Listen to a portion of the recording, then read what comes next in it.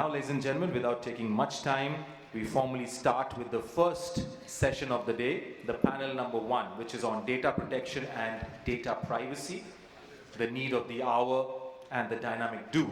And to welcome our honorable panel members on stage, please help me welcome each and every one of them with a big round of applause, because it's the first session of the morning. We need the full energy to encourage our leaders in the panel. So joining us first in the panel session, and please help me welcome with a big round of applause, Mr. Anirudha Jambhekar, Associate Director for IT and Information Security from Cohizon Life Sciences. A big round of applause to Mr. Anirudha. Welcome to the stage, sir. Please have your seat. Joining next on the panel, we have Mr. Pankaj Sharma, Head of IT from Hikal. A big round of applause to Pankaj ji. Welcome to the panel, sir. Please have your seat, sir. Joining next on the panel, we have Mr. Kishan Kendre, Global Head Information Security from Blue Star. A big round of applause to Mr. Kishan Kendre. Welcome to the panel, sir. Please have your seat. Joining next in the panel, we have Mr. Vinay Remagia, General Manager Cybersecurity, Godrej Industries Group. A big round of applause to Vinay ji. Welcome to the panel, sir. Please have your seat. Joining next in the panel, ladies and gentlemen, we have Mr. Akhil Kumar, Head of Global IT Security, GRC, Infra and IT Operations Services from Miuso Global Services. A big round of applause to Akhil Kumar ji. Welcome to the panel, sir. And now, ladies and gentlemen, our honorable moderator on the panel, please help me welcome him with a big round of applause, Mr. Shrikanth Iyer, CISO, Aditya Birla Health Insurance Company. A big round of applause to Shrikanth ji. Welcome to the panel, sir. So now, ladies and gentlemen, all over to this esteemed panel, and Shrikanth ji, all over to you. Looking forward to a great session. Hello. Good morning, everyone. So, as you are informed that we are going to talk on data privacy, data protection. So now the data has become a new currency, and the privacy is the new expectation right now. We will be looking at how organizations are looking at data, how they are going to protect the data in the coming as data privacy rules are out. So now there will be more of digital scrutiny. Regulators will be more stricter, harsher, you can say, and the customer expectation, everything will be more. I mean, customers are also knowing, like we are customer for somebody, so we are also well aware of how it should be dealt with. And today's session is aimed at reinforcing these principles, so we will be compliant enough, resilient, and more trusted towards our organization, towards our customers. We have, from different domains, we have our panelists. So let me start with the first question with Kishan. So how the remote management of data centers, now data privacy has become a key part. So how the remote management of data centers are with the adoption of the smart digital technologies coming up, how they are going to manage it? Thank you for joining the session. Thanks, Hikal. Now, with respect to the data privacy coming out, the remote access, see, most of the breaches which we have seen recently, it happened because of the excessive permission given to the external people. That's the important part. So how do you avoid these things? So you have to restrict the access which is need to be given to the external people, or only give it to the specific access. That's one part. The second part will come into the leverage the IoTs, like the monitoring part should be an important one in that sector. What happens when you are given access, the access is working fine, and suddenly the machine from which you are accessing this in data centers becomes a malicious. So you need to find a ways also to restrict or give a challenge to him saying that enter a 2FA in between or disconnect his access. That's the important part also will come into. For the IoT related machines, what you can do the monitoring in a real time there also. And that input should be given to the identity resource which is leveraged there. So this will help us to see any malicious attacks happening through the access. The third point, which is specifically leverage, everybody talks about the AIs and all these things. You can leverage the AIs also, because now in data centers, IoT is also coming into the picture. So how do we manage that thing? Data is also there. So these are the all things which should cover in the starting. Yeah, truly said. We all know how access management is key right now when our application teams and outsourced teams are accessing the servers, UAT, be it production, so user access management review, and each and every regulator, be it RBI, SEBI, IRDA, they talk about user access review on periodically. They push it hard. Internal audit also they check these things. Pankaj, coming to you. Uh, so, what are the main challenges in today's enterprise for data protection and privacy? I mean, since the rules are out now, and how companies are looking at how to implement. Though we have a timeline of say 18 months to implement everything, but real time, how it is going to happen? Right. Thank you. Thanks, Shrikanth. So today, data protection and data privacy are used synonymously, but we should understand these two are very different disciplines. Data protection is one of the most familiar concepts. We have been working on data protection from last 20-25 years. There are tools available. Almost everyone has heard about cybersecurity and other tools are available. But data privacy is a new concept. So to give you a brief description between these two products, data protection is when you protect the data which is already with you within our premises.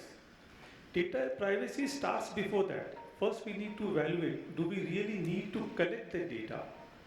Have we informed our stakeholders why are we collecting this data? And today, it has shifted from just being, say, keeping the data safe to also making our users aware. We need to be very sure about the life cycle of the data. If the data is not required, we have to remove the data from our premise. The new acts like DPDPA acts, these have made it mandatory. The accountability has been given to the person who's holding the data. So we need to be very clear about those two things. Data protection, yes, there are established disciplines available. We have been working on these tools for a long time. But data privacy is altogether new. We have to be very conscious about it. Secondly, the understanding. Today, the boardroom knows more about data protection, but data privacy is altogether new stream for them as well. So we need to create that culture inside. We need to create those governance. Previously, business IT or shadow IT was a concern, but today it becomes a bigger concern because unless until you know what kind of data all the different solutions are collecting, we cannot protect that data. So it has become all the more difficult and challenging for an IT person. So we need to be very conscious about that. We need to educate our stakeholders. We need to establish those governance models and then put technology to monitor that. And then the last part is the culture of the organization. We have to make them understand that this is not just for the compliance part of it. This is an active responsibility and a lot of things are riding on it. Today, most of the data breaches which has happened, it is not about the data as such, but it is more about the brand name, the market reputation, which is equally governed about the data privacy. Today we look at the brands and how would they be managing our data, and accordingly we start thinking about that product. Thank you. Yeah, thank you. Vinay, coming to you. This is an extension of the question. So, how will be the role of CISO shaping up since data protection rules are now notified? Good morning, everyone. Thanks, Sri, for this question. So, since the rules are out, it looks quite optimistic.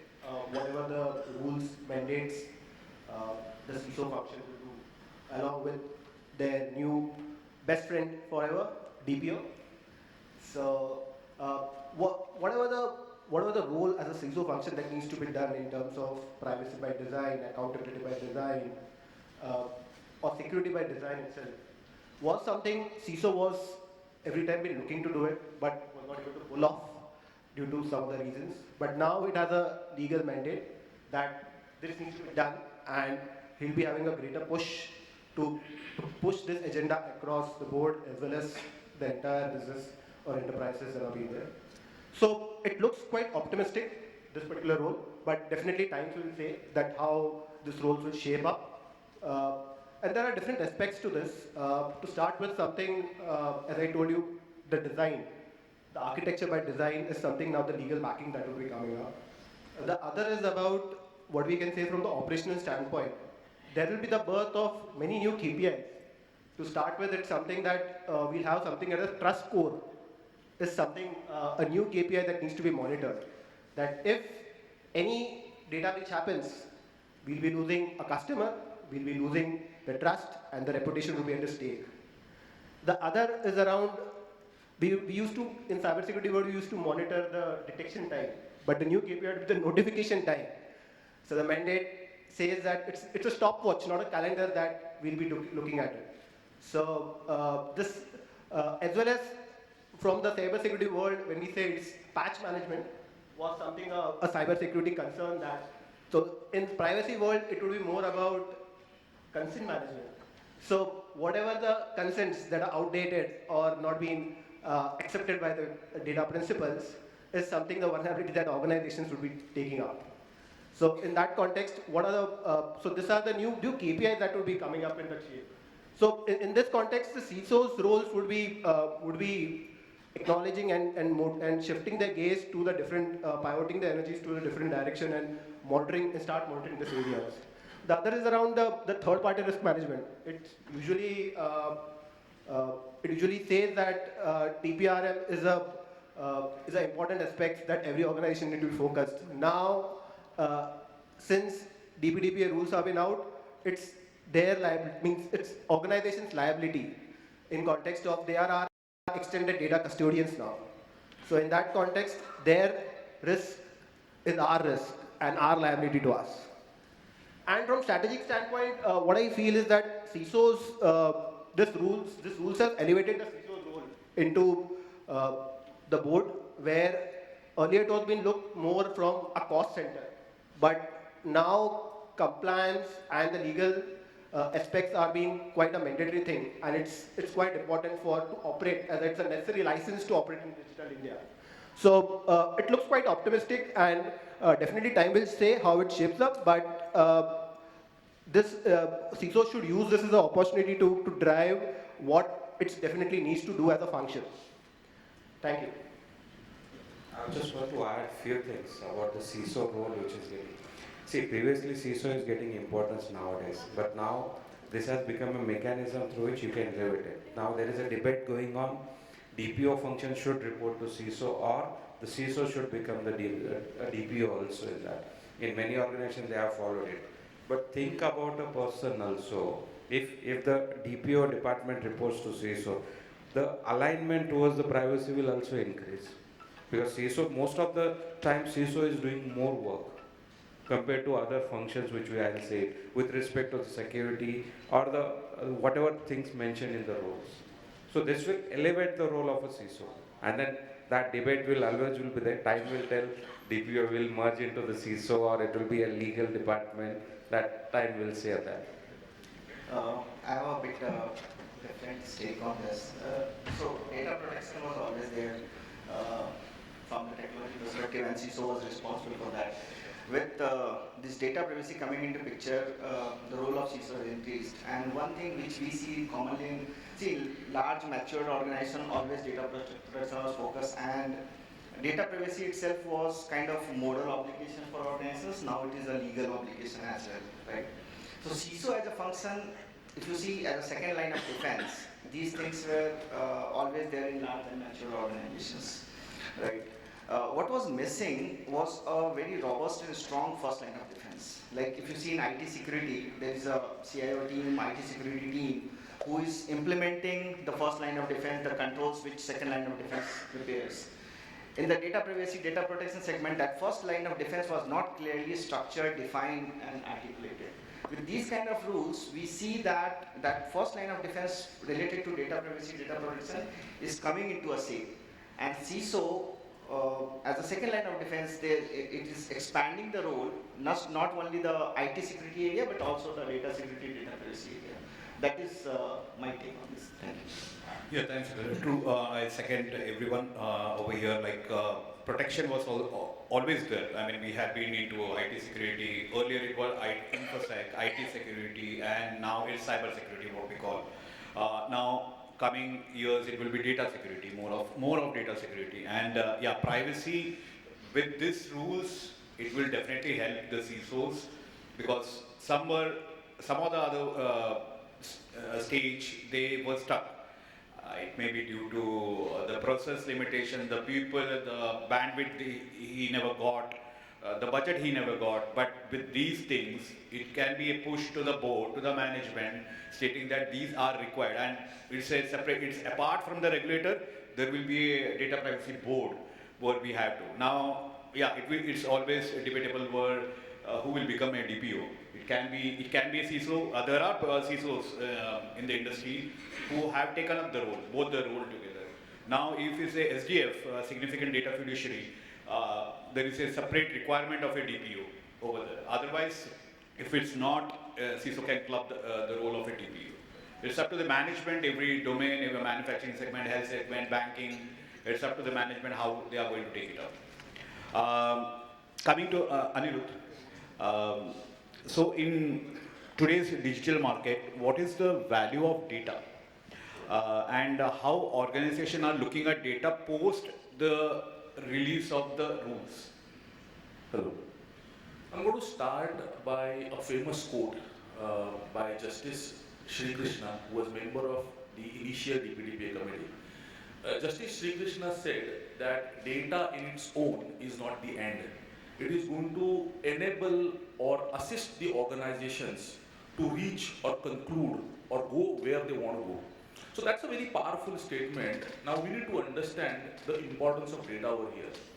Let's take an example, a company or a mobile company which is selling some products online gets the information about the buying patterns or gets the information about the data likes of an individual, and on the basis of that, it can create the user experience for that particular individual or for that set of, for the set of users. Now, this will improve the buying experience for the end user, but at the same time, this is also going to increase the top line of the organization. This is going to increase the customer experience for them. So both data principal, the one who is going to be the owner of the data, as well as the data fiduciary, the one who is going to use the data, are going to get the benefits out of it.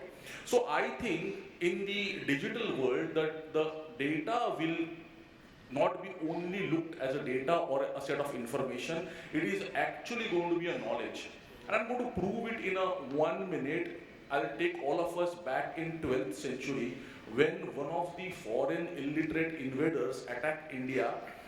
He attacked the city of Nalanda and attacked the university there. It took 3 months for the university to, the university was set to fire, and it took 3 months for all the books to turn into ashes. So a foreign invader at that point of time understood the importance of data and the knowledge as well. And probably that's the biggest important thing. In today's world, organizations do not look the data into isolations, or they just don't want the graphs and analytics out of it. What they really need is the insight coming out of the data. And I think that's the whole power of data. Thank you. Well said, Anirudha. I mean, giving an example, centuries back, and how data was important, and that was a beautiful example. Kishan, coming back to you. What will be the role of data center security or cloud in powering digital ecosystem and safeguarding the data right now? A couple of things before answering on the data security of data centers. Now there are no boundaries. Previously we used to have physical data centers, and then Everything was stored, used to store there. Now we do not have that boundary. We are leveraging the cloud services. Apart from that, it's and the people who are accessing those, they are also not based on that. Means previously we used to give our machines, or they used to access this from the office network only. Now that boundary has also gone.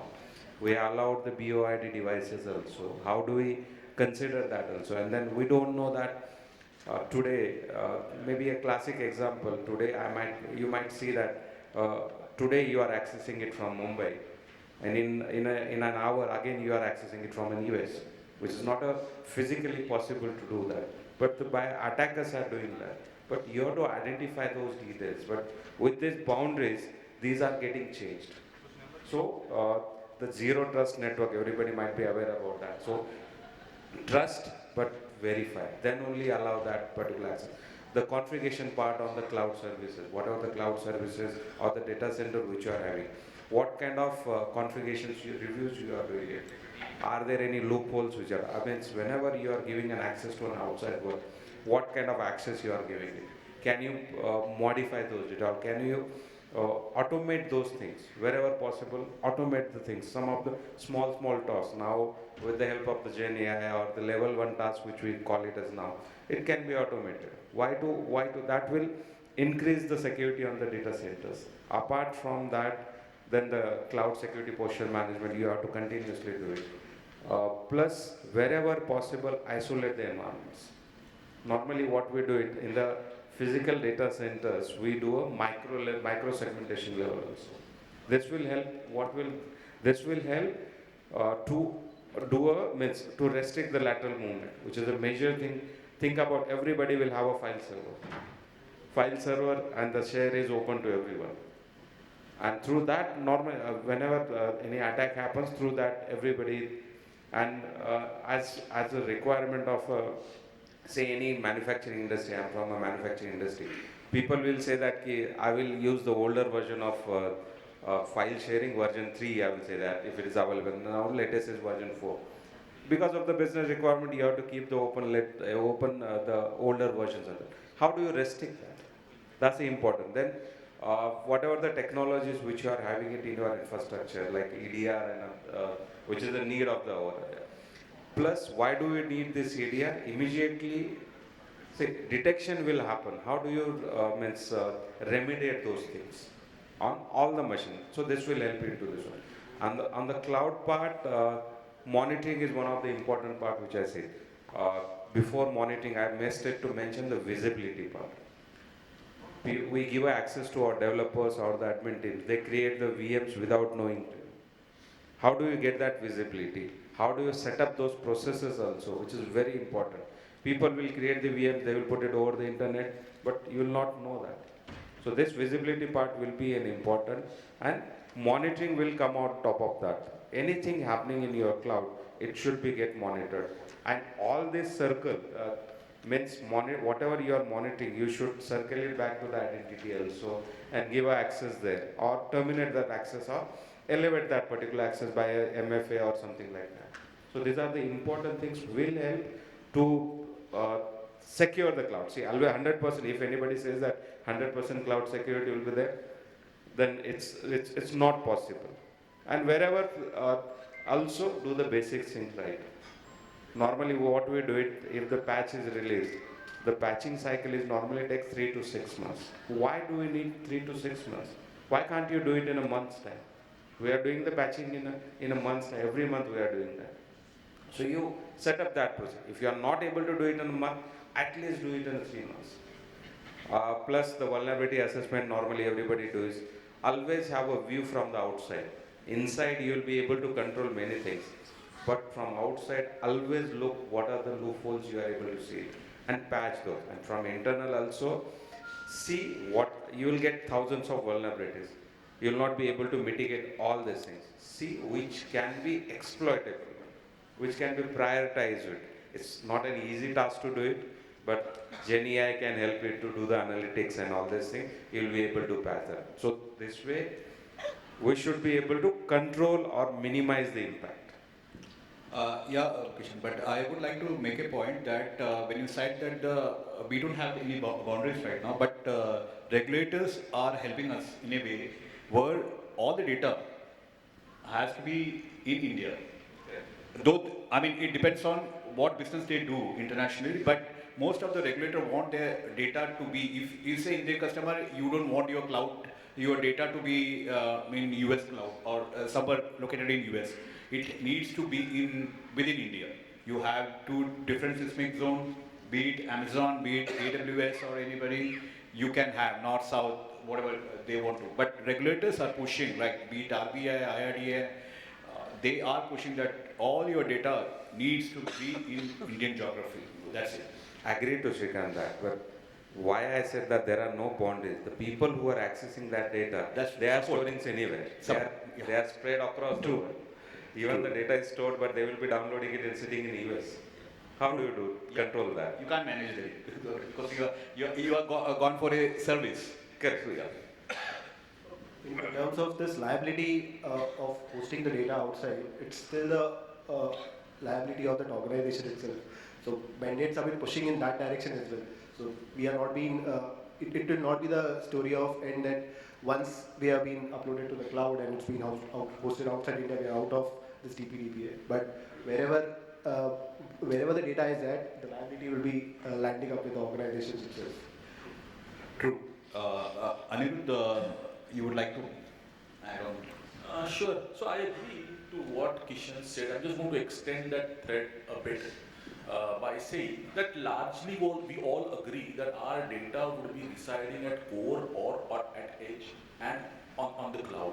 Now, typically we as an IT professionals or the information security professionals would define or decide where we want to keep what data. And that would typically come from the data sensitivity as well as criticality perspective.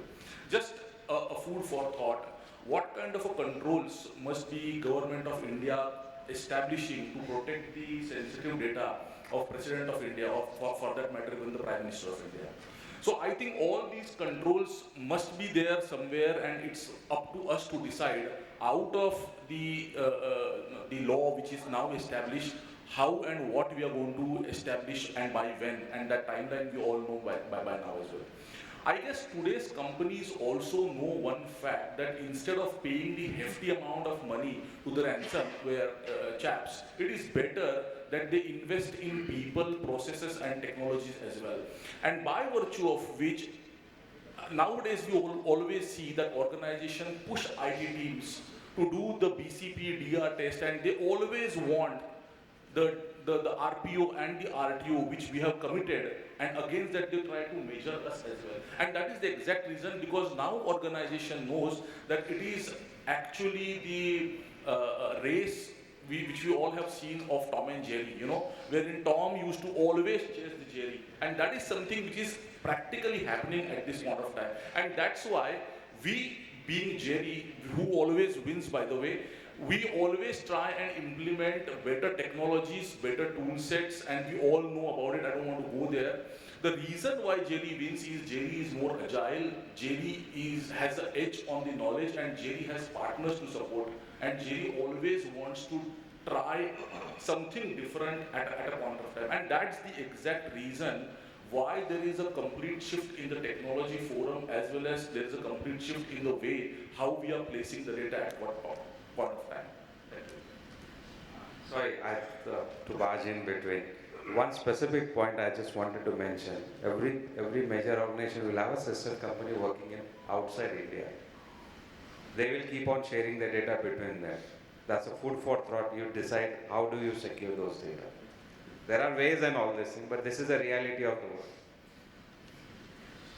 And there's the other side of it, like my organization, our parent companies like global organizations, right? We have an entity in India, but all the head offices in outside, and we have to collaborate with various other entities across the geography. So we need to send the data. So point agreed that the perimeter cannot be controlled. It can be limited. It has to go on something different. But now the management needs to decide how you are going to deal with the data.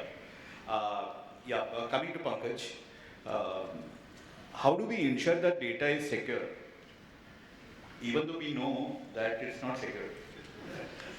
So I'll just rephrase the question. So how do we secure the data in an unsecured network?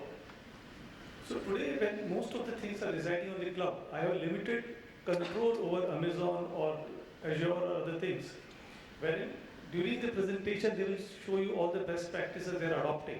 But how do I ensure that all those granular controls are in place for my business use cases?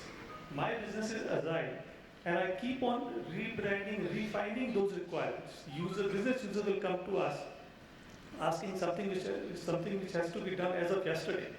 Now, IT team will always be on their toes, and in this perspective, the CISO becomes the main villain because he's the one who's stopping the business from getting those things done.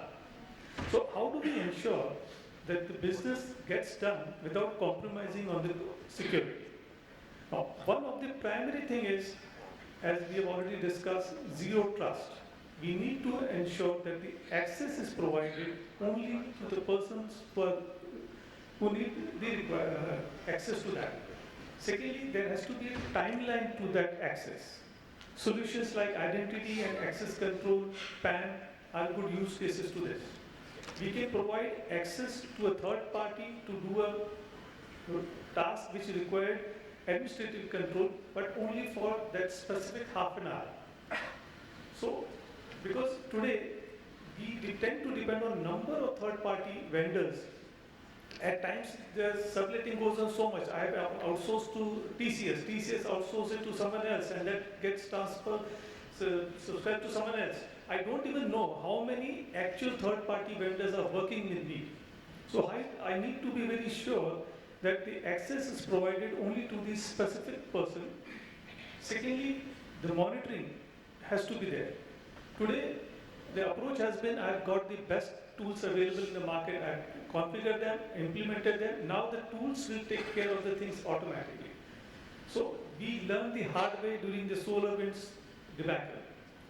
Nobody has seen such kind of third-party attack using SolarWinds to infect Department of Defense, the Treasury Department of US government, which are so-called most secured destinations.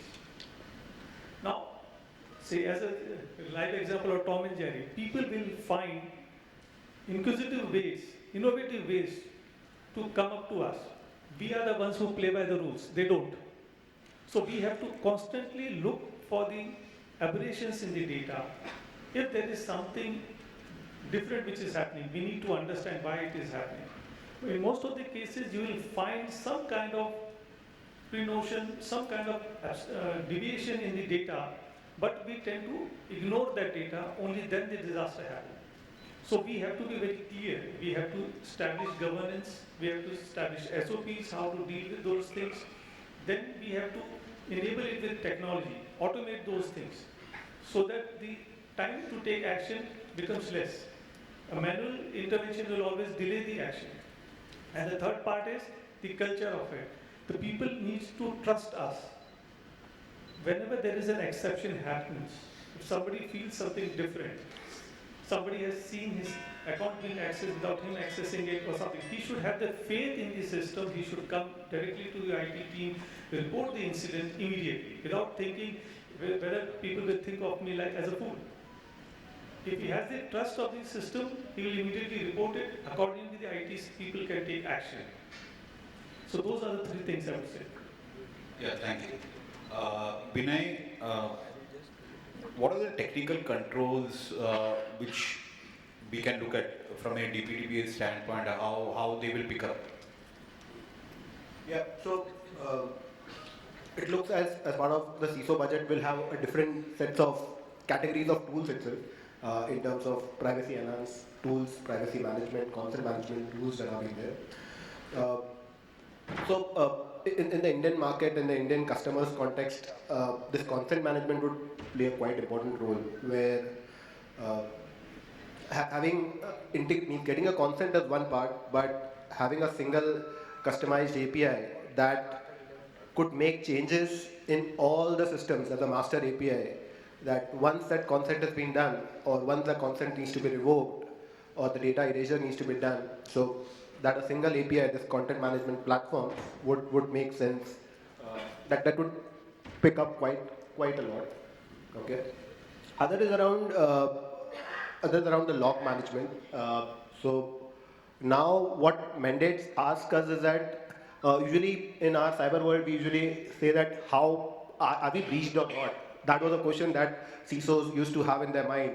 Now it is something DPV will be asking us that show us that what are the security measures that you have taken to ensure that you are not breached. So from the effectiveness standpoint and the evidence of what we have been done, in that context, the log management solutions would be taking up the pace because there are certain things that needs to be stored for around a year as well as part of the mandate. And the third is about the use cases of the existing DLP kind of a solution that would be helping us to data mapping, data discovery, having the access management controls around that place. So CISOs would need to look in that space that whether the existing DLP investments that have been done, whether that it can be used for the discovery as well as the mapping of how correctly that could be mapped from PII standpoint as well as the sensitive information that has been there. So these are the three different sets of tools that I think that would take up and would be going ahead in that market. Yeah, thanks, Vinay. I agree. I think data discovery is going to be, consent management is going to be another strong tool which people are already, OEMs are the, people are providing solutions that too AI based. So everything is around AI right now.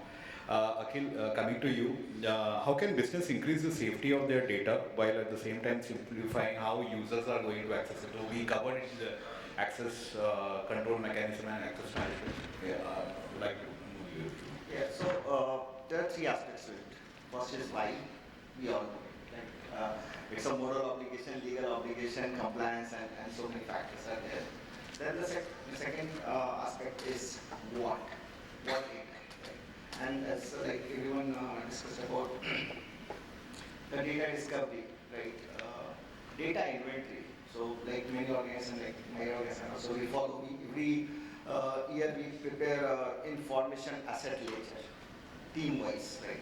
Which contains every team is having a complete details of the data asset, information asset, with clear demarcation who is the owner of data, who is custodian of data, and who are the user of data, right? So this kind of clarity, when of course it will be supported by automated tools, this gives what needs to be protected, and then the third aspect comes how, right? So we were discussing like perimeter security, and perimeter is no more, it is in the perimeter, it is global now. So Shrikanth, remember around 20 years back when we started our journey, cybersecurity team was mostly managing firewalls. You buy a firewall and your cybersecurity, 80% of the job was around moving around firewalls. In this world with perimeters like not within the organization's boundaries, not within geographical boundaries, I guess that role is with identity access management, right? We name it with the zero trust framework, other things, but ultimately it's identity access management. So the data inventory, the what, when it is clear, then how all those data accesses in which all fashions with zero trust, just-in-time access, role-based access, and those things are provisioned, which clarifies that data is there in a safe and protected manner in an organization, it's collected safely, it's stored safely, and it is rendered to other business units or as per need, safe manner, and both aspects are met. Thanks for that, Drew. I mean, Just to add, Shri, in cybersecurity, we used to do the firewall management. Now, in firewall, we used to write the rules. Now, in consent management context, once the consent has been out, that should be automatically deletion and erasure of that particular request. So, equivalent to the firewall rule, there would be something, a consent management rule that needs to be taken that's place. definitely going to be there, and our work is going to be very tough now. I mean, if CISOs are taking up that, and like we review our firewall policies, we had to review our consent management policy. The DPO or the CISO, whoever is taking up the job, every biannual, he has to see what is the business requirement, and against that the consent needs to be changed. Tools will definitely help, but there is a manual intervention over there. Yeah. Two things. You talked about the technologies through which we'll be able to control the leakage of data. But we always forget that people are the weakest link. So what about that? You have to make sure that each and every person in your organization, starting from management till to a person who is last mile, is aware about the rules and the penalties which is there. That's one part. Make the awareness there. Secondary, processes. You have to develop the processes. Means if you are developing a new site and where you are going to collect the data, make sure that the site is developed in a way where you will take the consent. You will have that mechanisms which are mentioned in the rules. If you do not have this one, then it will be difficult. The organization sharing the data between international and India, you should have a binding corporate rules. I'm talking about this is the internal companies. That should be available. Your privacy policies, you should have a clear definition mentioned in the privacy policy. How do you handle the data erasure till consent and everything which should be mentioned into it. But associated template policies needs to be available. Now everybody talks about that security is a roadblock for everyone. I will give a different perspective. Why do Ferrari have the brakes or any car have the brakes? People will answer that, so I can brake, I can stop and all this thing. So I will say that, so it can go faster and faster. In a business language, business is Ferrari and cybersecurity is the brakes of that. So the business can go faster. So these things needs to also be considered. Only putting the solutions will not solve the purpose. Just to add on this, from user perspective, like we have been working since decades on cyber awareness training. Right? This privacy awareness training to the users is also similarly important to have the controls implemented in proper manner. Many of these data privacy violations, data security violations, if you see, happens with business user side just because of lack of awareness. So in a very strong way, we have been driving cybersecurity and these kind of training programs. I guess user is actually weakest link in this aspect also, and similar kind of awareness needs to be structured awareness training program has to be there for users. Yeah, I was coming to that on the awareness. I am a strong believer that until you keep on giving, we InfoSec or CISOs, we should be imparting pushing it to the core, to the end mile. Be it from the top management. Normally, I have seen a lot of companies, and even I have experienced that a lot of the ExCom members of the management team don't go for any kind of training. Even if there is a quiz or a small video, 15 minutes video followed by a quiz, they never go for that. I have pushed it at my organization level. That I have pushed it, and we publish that these are the ExCom members, these are the team who have not attempted. So that's the weakest thing. Yes, what everyone said is true. Data privacy also. When everybody are new to data privacy, we can't say that we know everything. Now this training has to be imparted till the back-end people, the sales people, how they are, and at different levels. Management need not have the training which sales people are. They are at different level. How sales people are going to take the data. They are playing with data. Huge number of data across pan-India, and it's available to them. How they are going to secure them, and what's their responsibility? Sales people are like today they are there. For a couple of bucks, they are after 6 months they are joining the competitors. That's the fact. So how we are going to provide the access to them, what needs to be provided to them, and how they are going to, what they are going to do with the data. So everything is based on training. I always say that keep imparting the training on regular basis, periodic, quarterly basis training, because this needs to be there. And every auditors ask for that. Be it right from the ISO 27 standard, or IRDA, or RBI, SEBI, everybody asks for what kind of training you have imparted to your employees. What is the percentage coverage? What are the topics? So when I said the ExCom level training can't be given to an operational guy or to a salesperson, it needs to be different. You need to create the content and give it to them. and you need to push it, and you need to present it to the management or to the board or to the risk management committee that I have been pushing and these are the things. These many people are not, I mean, you need to do that. There may be stoppage, I mean, people may say that you don't have to present that. That's the platform where you have to present that. Yeah, that's from my end. So, addition to what from a training standpoint, the insider risk story will be also quite be picking up. That here, from cybersecurity standpoint, we used to say that the people were not aware that this is something what been a malicious, and in that context awareness was to be done. But here, the intent of a person itself is malicious. So in that context, the organizations will need to step up and take up necessary actions so that this kind of a risk which will be there, and this could also be, once the data is being leaked in whatever forms, the liable is the entire enterprise itself. That in whatever the form that data is being used and someone as a data principal complains to that, it's whatever the channel is, the organization will need to pay or liable to that. So that's from me. So we had discussed, I would like to thank all the panelists over here. I mean, a good briefing session on each topic.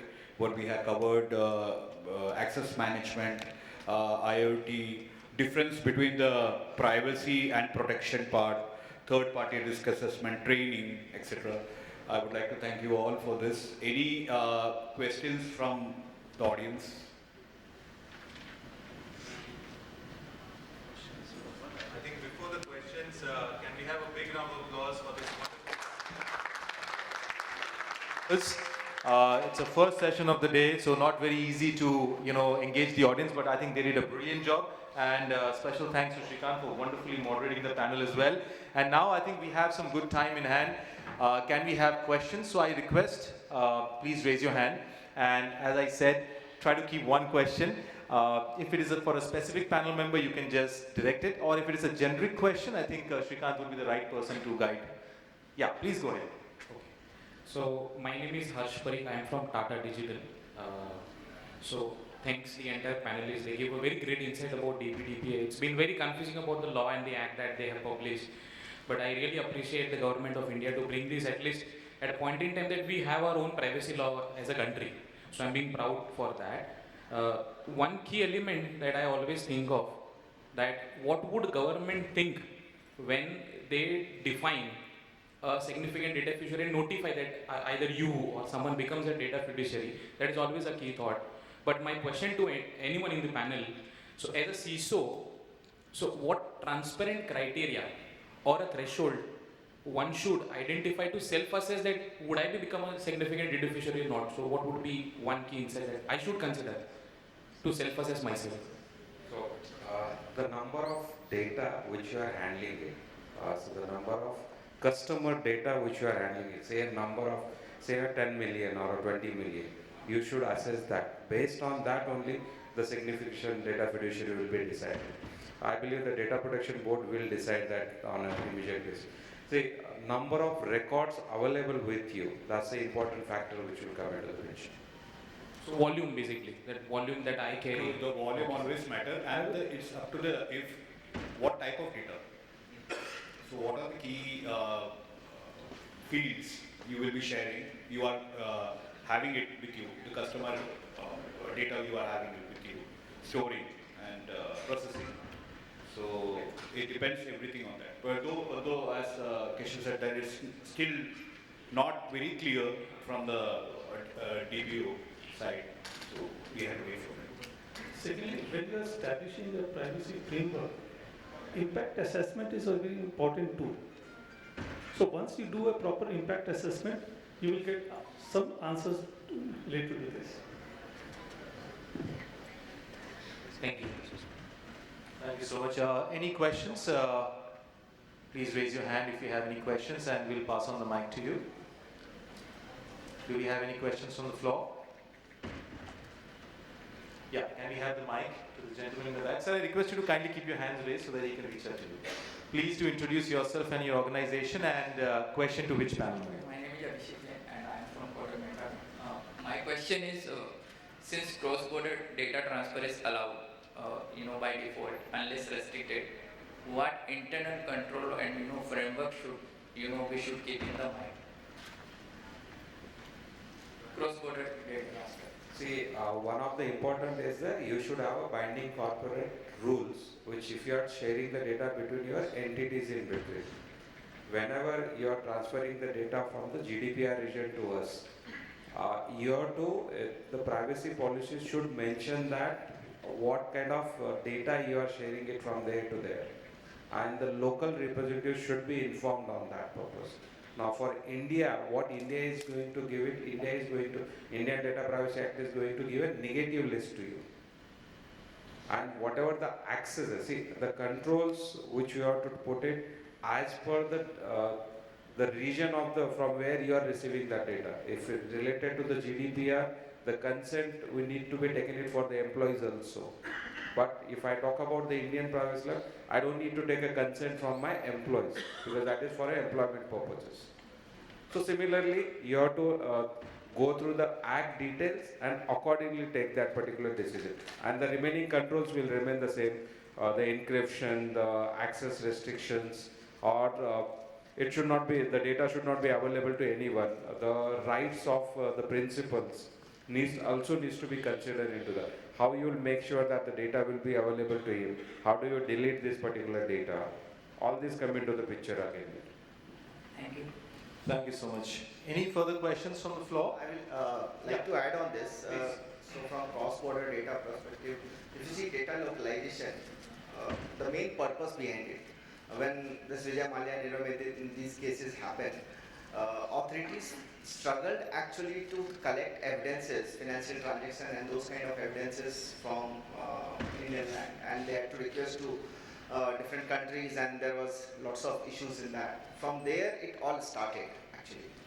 So one of the basic thing, even in RBI and all, most of the regulators is happening. Even if the cross-border data transfer is happening, for any transaction, anything which is happening in India, at least you should have one copy of that data in India.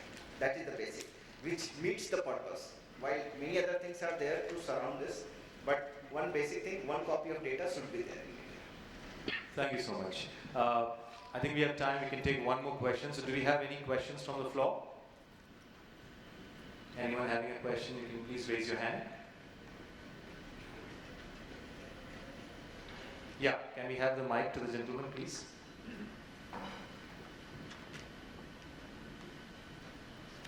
Good morning. This is Pratik Kadam from GIC Housing Finance. So, as per the DPDPA Act, what will be the differentiate role between a DPO and a CISO? Like, can a chief information officer could be a DPO, or the CISO has to be a DPO if we have to align the DPO role or responsibility to within the organization?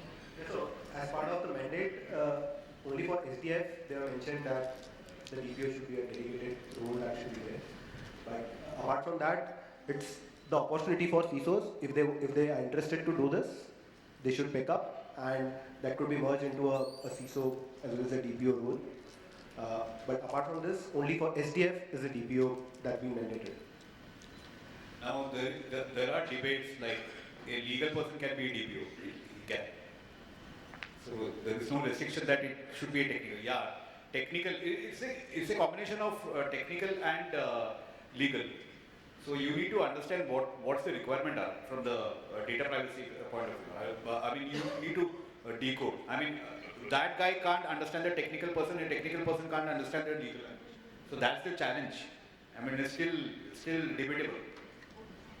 I think that's a very important question, $1 million question, or probably $500,000 question, if not million. From the Act perspective, it's a role. It's not a designated position that one has to name the person. So it would largely depend on the size of the organization, the kind of the work that they are into, and the implication of the Act on that particular organization. So, of course, as rightly said by Shrikanth, CISO can take up this position, but it would be depending on so many other factors as well. I think that would be my answer. So of course, this is very debatable, and from standard control design framework perspective, we have to see where you want to place it within first line and second line of defense. In my initial talk, you want to place DPO as a first line of defense who implements, or you want to place DPO as a second line of defense who designs the control. That is how you can take it. And I will believe DPO should be a separate, it will be a 24/7 role will come to the picture. Everybody is thinking that CISO will take up the DPO. Think about when the cases will start, when you have to report to the data protection board, when the request coming from the data principal, it will become a full-fledged role. So you have to consider those points also when somebody is taking up the DPO role. The debate will be always will be there, and it's ultimately the organization is going to decide, because it also comes as a cost. Yeah, so you are saying that CISOs should be very careful. Already they are working 24 See, I'm just debating on that. So that's what I'm saying, because this will be an important role, because the penalties which are there, if you miss those, think about if it comes on a CISO, then what will happen? You need to rethink twice when management is offering you this role with benefits. So please rethink and then decide. Either you go that side or this side. I mean. Thank you so much, panel members. Can we have a big round of applause to the panel? And thank you so much for being so patient and understanding the question. Okay, I think we have one more question, and we can take this last question from Sir. Sir, kindly keep your hands raised if you can. Yeah, and we have the mic, please. Good morning. This is Sheetal Chandra Khoth from DMK Zawli Bank. The question is to Kendre sir. Actually, you just said that two entities should be different, DPO as well as the CISO. So I just wanted to know whether any specific educational qualifications are required for a DPO. See, for CISO we know what should be the basic qualifications. See, now sir also said a person with a legal background, he can be a DPO. So any qualifications are necessary for DPO so that organizations can be prepared. See, I think 18 months time will pass very fast. So I just wanted a clarification on that. Thank you. Okay. I believe there is no specific qualification they have mentioned it for a DPO role, but he should understand the security. Legal knowledge will help into this one. Anyway, the CISOs are anyway today drafting the policies, they are reviewing the procedures and all. Even they are validating the legal agreements which we do with the third parties. So you should have a better understanding of the rules. How do you you should go through the whatever mentioned in the rules as well as in the act, and you should be aware about it. That should suffice, and some common sense will be needed to do that, nothing else. I will just add. So if you see cybersecurity or IT audit job, right, it is fairly technical, but today you see majority of the IT auditors are CA from background, educational background. they go into CISA and they are, so the expansion of audit. So similarly, this role also will evolve with the time, and I guess the legal person will have a more significance there in this role, because while technology is there, security is there, risk management, those concepts are there, but the legal concepts are more specific to this role. There will be another challenge now, legal people doing CISA, CISM and Thank you so much, panel members, and thank you, audience, for those questions. And before we, bid adieu to this panel, I request the panel members to kindly be seated. I would like to call on stage Mr. Kirill Bondarenko, Sales Director APAC from Exidian. Kirill, if you could kindly come on stage to felicitate our wonderful panel members here.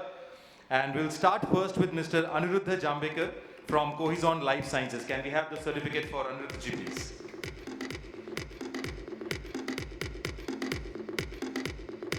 A big round of applause, ladies and gentlemen, for Mr. Anirudha Jambhekar for his wonderful insights and thoughts in this particular panel session. Moving next to Mr. Pankaj Sharma from Hikal. A big round of applause to Pankaj ji as well for his wonderful contribution in the panel.